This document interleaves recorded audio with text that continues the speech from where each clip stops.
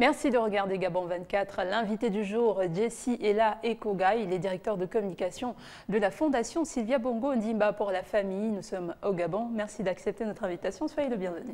Bonjour, merci de me recevoir. Avec vous, on va parler des bourses Ozavino, initiées par la Fondation Sylvia Bongo Ondimba. Ozavino, qui veut dire dans un dialecte gabonais honneur, mais on veut revenir déjà sur la genèse de ces bourses. Oui. Alors, la base de ce projet était de pouvoir aider des élèves méritants à poursuivre leur parcours académique. On sait que pour beaucoup d'élèves, malheureusement, l'aspect économique peut être un réel frein dans l'accomplissement de leur projet. Donc la genèse de la bourse Ozavino était de mettre en place une aide, un accompagnement multiforme pour ces jeunes élèves méritants, pour leur permettre d'aller dans des universités de renom à l'étranger et pouvoir réaliser leurs rêves et réussir leurs études. On partait d'un postulat assez simple. On a des élèves aujourd'hui qui sont lycéens ou étudiants, qui se battent pour réussir au quotidien, qui mettent leur cœur dans ce projet, et la volonté était vraiment de pouvoir les accompagner, de pouvoir leur dire écoutez, c'est possible, et de revenir un peu à cet aspect important qui est la notion d'égalité des chances. De se dire ne vous limitez pas, vous allez réussir, vous allez avoir d'excellentes notes académiques. Nous, on sera là pour la suite, pour vous permettre justement d'accomplir votre projet. Voilà, quand vous parlez de notes, il y a aussi la notion de mérite et d'excellence. Tout à fait. Comme je le disais, les personnes viennent de différents milieux sociaux. Donc, il y a des sortes de critères peut-être de sélection. Voilà, on a des critères de sélection qui vont aller sur la première chose qui sont bien sûr les notes. On revient, comme je le dis, c'est une bourse d'excellence. Donc on est sur des notes de 16 sur 20 tout au long de l'année. Donc on demande les différents bulletins scolaires. Et pour ce qui est des lycéens, on va demander une mention au bac qui va être bien ou très bien. Alors, il faut différencier. Vous avez parlé des universitaires. Donc, ceux qui sont déjà à l'université au Gabon, ils ont la possibilité de continuer dans des universités à l'étranger. Tout à fait. Et pour le secondaire, comment ça se passe? Est-ce que c'est pour des lycées à l'étranger ou pour des universités? Non, c'est-à-dire que pour le secondaire, c'est les élèves qui vont passer leur bac, qui auront leur bac et qui souhaitent intégrer des écoles en post-bac.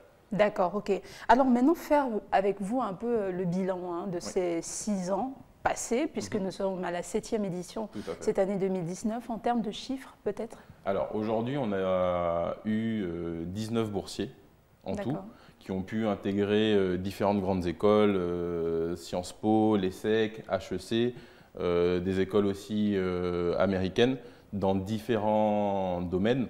On a aussi bien des ingénieurs que des gens qui sont allés en sciences politiques ou même dans le domaine de l'hôtellerie. D'accord. Pour revenir un peu sur les critères, au-delà même de l'aspect des notes, il y a vraiment le projet académique de la personne.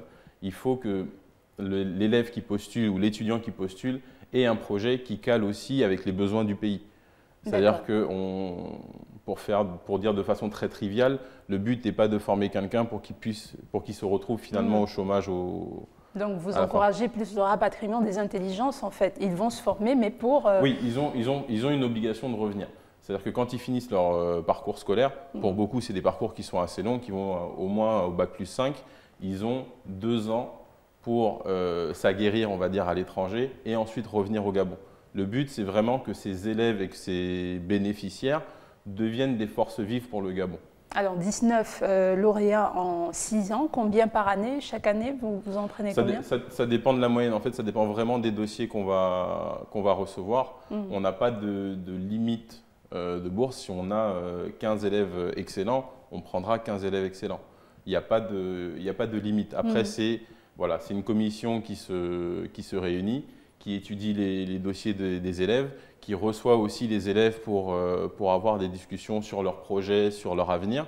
Et à partir de là, il y a une décision qui est prise. D'accord, on reviendra tout à l'heure sur les différentes étapes dans l'octroi de ces bourses-là. Peut-être, vous avez parlé de ceux qui vont à bac plus 5, d'autres qui sont peut-être un peu plus pour le secteur de la médecine, par exemple, c'est souvent bac plus 7. Est-ce que les bourses Ozavino les accompagnent jusqu'à la fin de tout le processus? Oui. Alors, quand les élèves arrivent chez nous, ils présentent vraiment leur projet académique. Après, on a une évaluation qui est annuelle. Comme on le disait, c'est vraiment une bourse d'excellence et de mérite. Donc, on a cette évaluation qui est quotidienne, c'est vraiment un accompagnement. Et à la fin de chaque année, on fait le bilan et on voit si la personne a tenu ses promesses et ses engagements et si l'accompagnement doit continuer. Mais aujourd'hui, on n'a eu que des cas très rares où la bourse s'est arrêtée. Mais pour la plupart, je vous dis, pour les personnes qui sont par exemple de la première génération, on a une demoiselle qui a fait une école d'ingénieur et qui aujourd'hui travaille pour la RATP dans les métros parisiens pour les nouvelles lignes de métro parisien. On a une seconde demoiselle qui est aussi issue de la première génération qui, elle, a intégré la fondation pour travailler sur un de nos projets phares. Donc en réalité, si l'élève continue d'avoir des bonnes notes, la bourse également se poursuit jusqu'à la fin de son… Voilà, c'est ça. Après, comme on dit, il y a vraiment un postulat de départ, c'est-à-dire que la personne va dire par exemple, moi je veux faire un bac plus 5. Donc on va s'engager sur ce bac plus 5. Mais ça n'empêche pas que l'élève peut décider de se spécialiser après. On a eu l'exemple avec une de nos boursières qui a fait des études pour être avocate et qui maintenant s'est inscrite au barreau de Paris.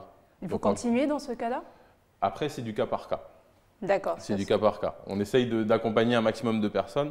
C'est vrai que par cette bourse, on met le pied à l'étrier à différents élèves. Le tout, c'est d'offrir aussi un maximum de chances à différentes personnes. Donc, c'est vraiment des cas étudiés en commission. Alors, les familles de ces bénéficiaires-là, quel est le contact, la relation, comment ça se passe?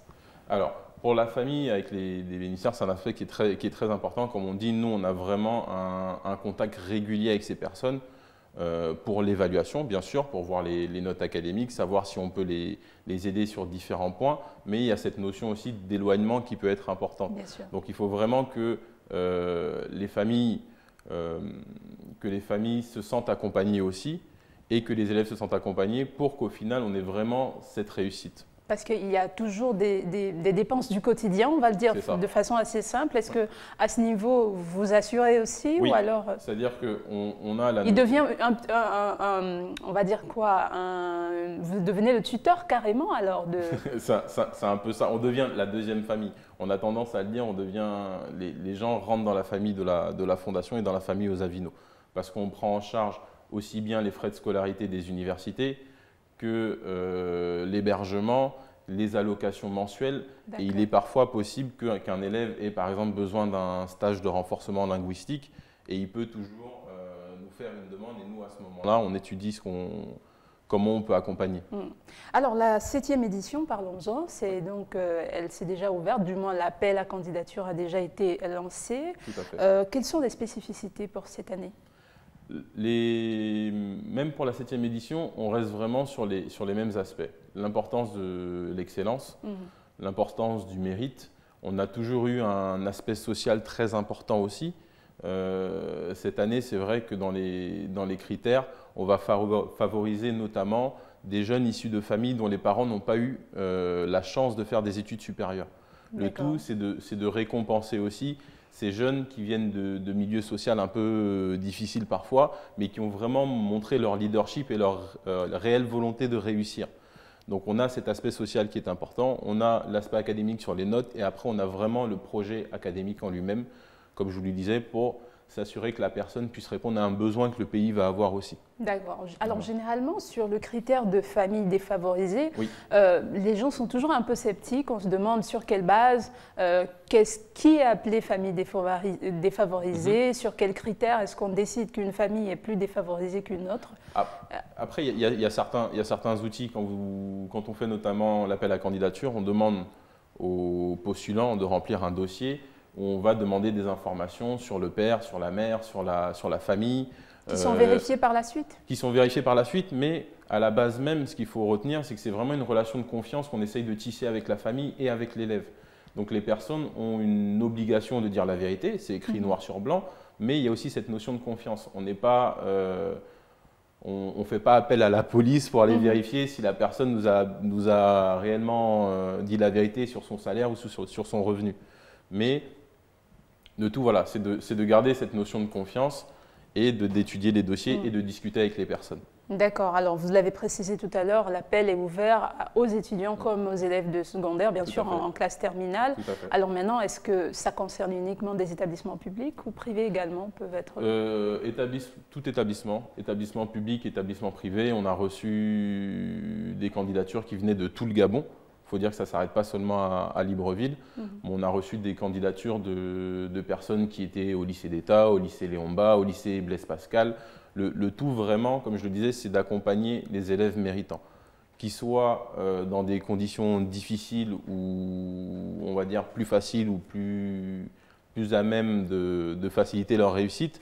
Le tout, c'est de se baser vraiment sur cette volonté que l'élève va afficher.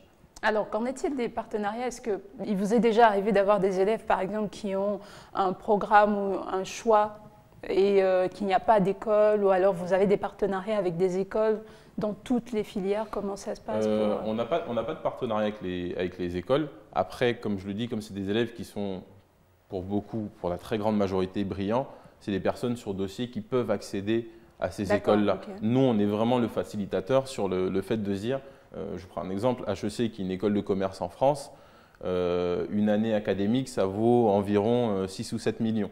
Sans compter bien sûr l'hébergement, sans compter tout le reste. Donc c'est là où nous, on vient vraiment abattre cette barrière-là en disant on s'occupera de cet aspect. Maintenant, à vous de vous engager, à vous de travailler, à vous d'obtenir les résultats et à vous de montrer que vous avez cette réelle envie et cette rage de réussite. Alors aujourd'hui, l'appel à candidature est lancé. Comment se fait le processus? Alors, quelle est l'étape suivante? Voilà. Donc on a lancé l'appel à candidature. Comment déjà postuler peut-être Alors pour postuler, c'est très simple. Vous avez sur les réseaux sociaux de la Fondation ou sur le site internet un dossier à télécharger et à remplir. Peut-être juste rappeler le site internet pour ceux qui ne sauraient pas. C'est www.fondationsilviabongoondimba.org. D'accord. Ensuite, vous avez un petit onglet Initiative pour les jeunes, qui est le programme dans lequel s'intègre Osavino. Vous cliquez dessus et vous avez un petit onglet Télécharger le formulaire, où là, vous avez le dossier avec toutes les pièces justificatives. Demandez. Ce formulaire, il faut l'envoyer ensuite par mail à l'adresse qui est inscrite sur le dossier. Et après cette phase de sélection, cette phase de dépôt de dossier qui est jusqu'au 14 juin, vous avez une phase de sélection qui se fera et de rencontre. Les personnes seront contactées directement par téléphone pour ensuite mettre en place les rendez-vous qui vont permettre… Sur toute l'étendue du territoire. Bien sûr. D'accord. Et après si l'élève est à l'intérieur du pays, il faudra sûrement qu'il vienne sur Libreville. Et la phase suivante, vous avez cette sélection-là. Ensuite, il y a une dernière étape. On a les rencontres. Ensuite, on a la commission qui va siéger et qui va pouvoir déterminer quels seront les lauréats de cette année. D'accord. Juste peut-être pour terminer, rappeler la date de clôture de dépôt. Le 14 juin. Le 14 juin, fin des dépôts de candidature pour pouvoir bénéficier à une bourse Osavino de la Fondation Sylvia Bongo Ondimba pour la famille, dont vous êtes le directeur de communication. Merci beaucoup, Jessie Ella et Koga, d'avoir accepté notre invitation. Merci à vous de nous avoir suivis. L'information se poursuit sur Gabon 24. Quant à moi, je vous dis à très bientôt pour un nouvel invité du jour.